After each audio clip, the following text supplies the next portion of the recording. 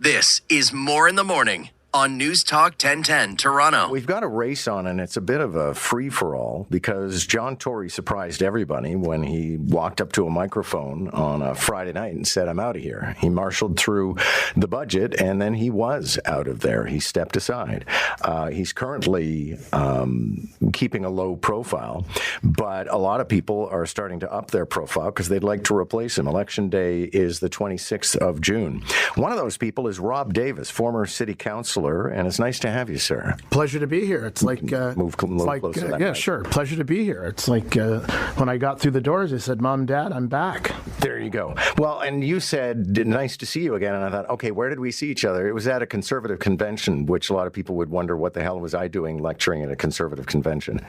Well, you were imparting knowledge because conservatives, like other people involved in politics, are interested in hearing a diverse set of views and helping to have a healthy dialogue in a respectful manner. Your terms as a city councillor predates my arrival in Toronto, so I need you to tell me a bit about how what you were doing during that time, what your priorities were, what you accomplished. Sure. Well, to make a long story longer, I was elected in 1991. I registered to run when I was 26 years old. I was the first black member of the City of York Council that predates amalgamation. I was tough on crime. I was dealing with a lot of issues, shutting down booze cans and drug dens.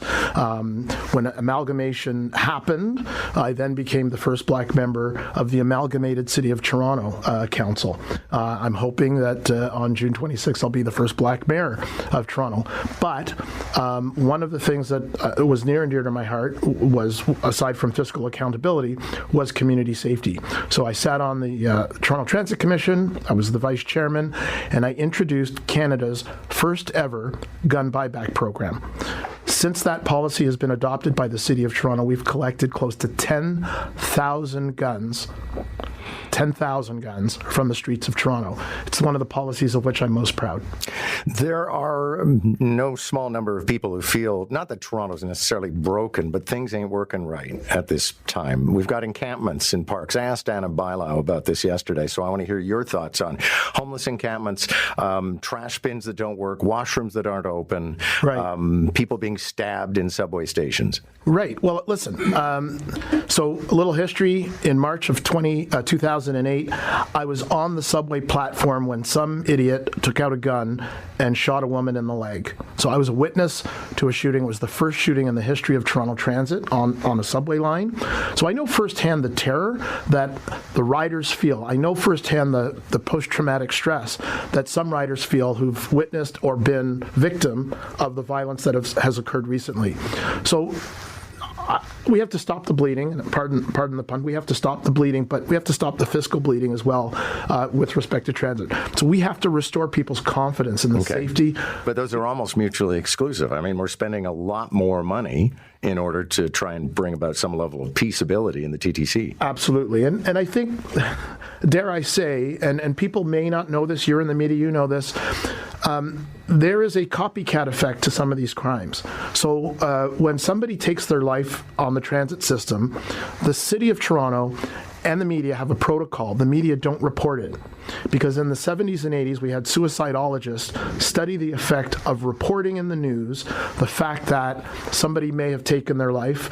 And what we found is after reporting it, there were multiple, or an increase in the number of repeat. That's evolved to a certain degree, though. Now, when somebody throws themselves off an overpass and they're in traffic, we actually say what happened. It's very, very rare, and it's one of the debates that we had when we talked about the bridge, the Bloor-Danforth Viaduct, right?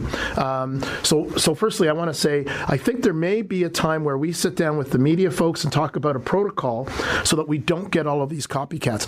But I'll say this. When Toronto Council closed the warming centres, where did they think people with mental health and addiction were going to go? Where did they think that people in crisis were going to go? They go to libraries, they go to subway stations.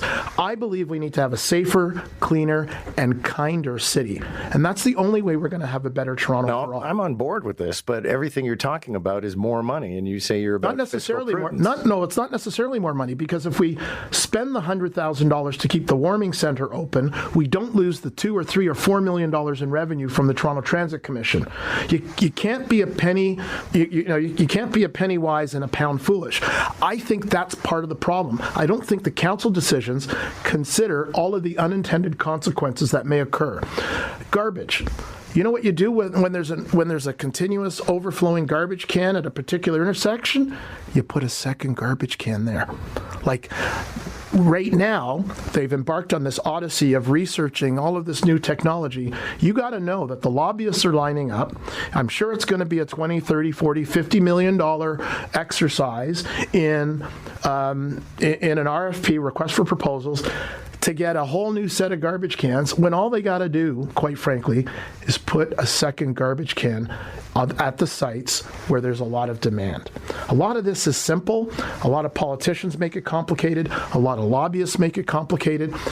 I think we need to do things like not change the name of Dundas Street and 59 others. You didn't bring your sign today. Well, I was told there were no cameras here, so I decided, well, what the heck? I have a face for radio, so I realized that radio doesn't necessarily need the physical. But you're maintaining that you can save $21 million by not changing the name of Dundas.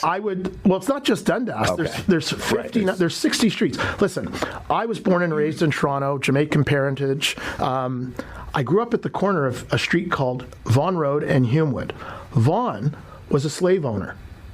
Humewood is named after William Hume Blake. He and his wife were abolitionists. I literally grew up at the corner of abolition and slavery.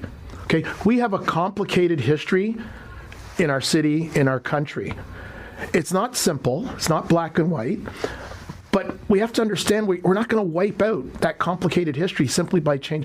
I care more about the people who are homeless living on Dundas Street than I do about changing the name Dundas Street. And I'd rather put and invest that $21 million into people, into services, into making our city a safer, cleaner, kinder city.